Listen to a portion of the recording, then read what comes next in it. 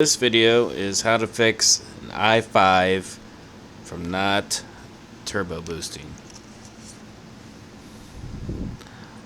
Bear with me, I'm just going to show you my BIOS.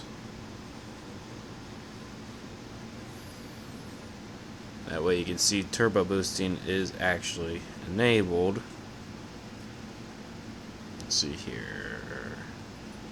Performance.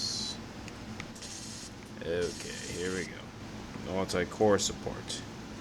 All, okay. Speed step enabled. C state enabled until turbo boost. It is enabled. Okay. So you can see it's actually enabled, but it's not working in Windows. And this video will show you how to fix that.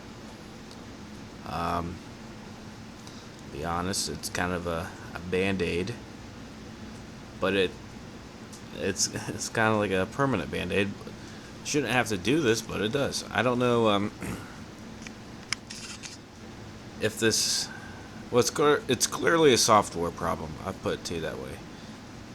Now, I don't know if a Windows update will fix this or what. This is a refurbished laptop, and of course Windows update kind of only works half the time, so I don't know if it's fully up to date. I'm just gonna go ahead and assume it is, and it doesn't really matter anyway. If you have this problem, what I will show you will fix it. First, I'll demonstrate that turbo boost is not working.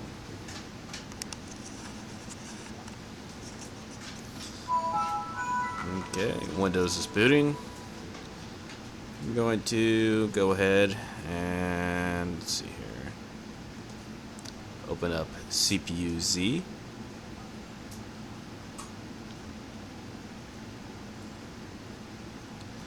If you don't know about CPU-Z, it's a pretty useful program. You can look it up and download it. Okay, there's the core speed. Of course, it's going to fluctuate as the load varies.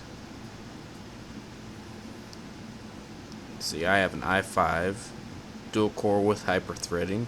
It's supposed to go up to 2.5 stock clock, and then up to 3.2 turbo boost.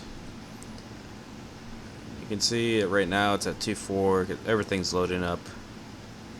2.4 gigahertz, and then it'll drop down. And I noticed when I got this laptop, I said, man, this thing seems a little bit slower than what I thought it should be. And then I got to looking, I noticed that the clocks never went up to its actual peak clock rate, and then also it never went to its turbo boost speed. So I'm going to run a bench. Since this is the dual core, I want to try to get the max turbo boost. Okay, hit bench, and while that's going, I'm going to go to CPU, and you can see the clock rate is right at 2.4 gigahertz, and it will not go above that. And I looked this up, and a lot of forum guys said, you know, it's only going to boost under certain circumstances. Well, yeah, this circumstance. That circumstance is supposed to boost. And I also used Prime 95, and I had the same results. 2.4 gigahertz. Now, I kind of stumbled upon the answer. Don't ask why this works. But it does. Also, this may work for an i5 that's not working properly, or I should say an i7, but I'm not sure. Believe it or not, the answer is a program I never really used before. It's called Realtek. Okay, I had to cut real quick. So I was trying to articulate what I was thinking. Okay. This is the key right here. Go to settings, See this thing that says clock modulation? Make sure that is unchecked. See, here is at 75%. That is because the processor was running at 75% of its specified clocks. Uncheck that, and you will be very happy. Here we go.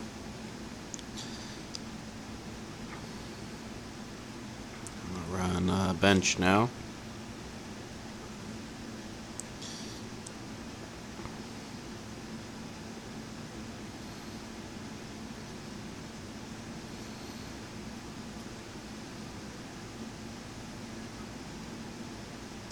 Oh, look, it's gone up. Oh, look, I'm at 29.92.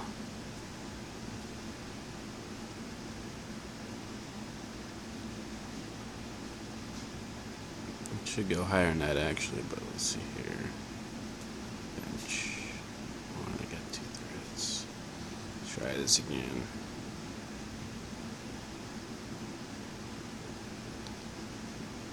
Yeah, this bench is not making it go higher. Oh, it bumped a little higher there. Well, as soon as this is done, I'm going to do the bench. Real Temp has a bench also. I'm going to do this one. Okay, there it bumps up. See, 32.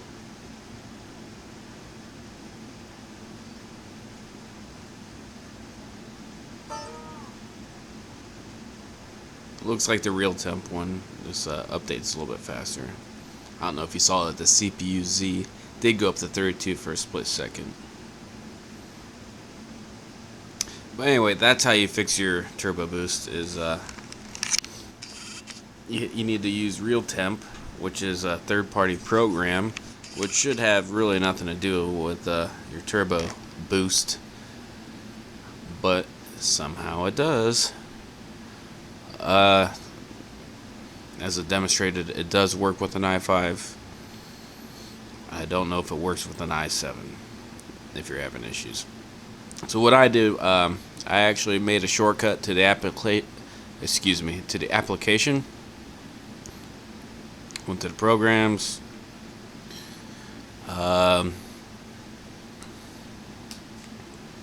Startup folder.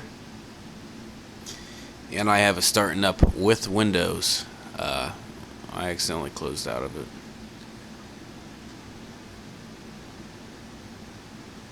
Let's see here, Real Temp.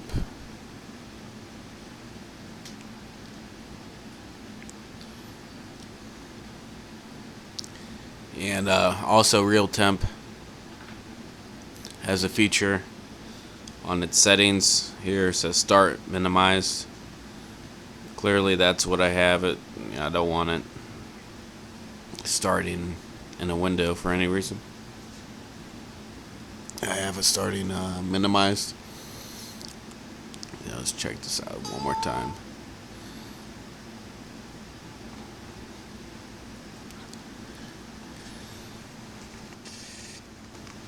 There we go.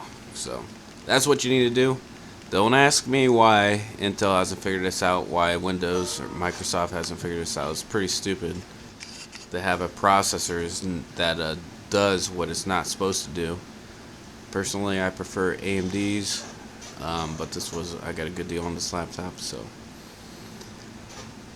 Yeah, I know Intel's faster, I know what you're saying, but I've never had to deal with any of this crap when it comes to a processor before I got an i5.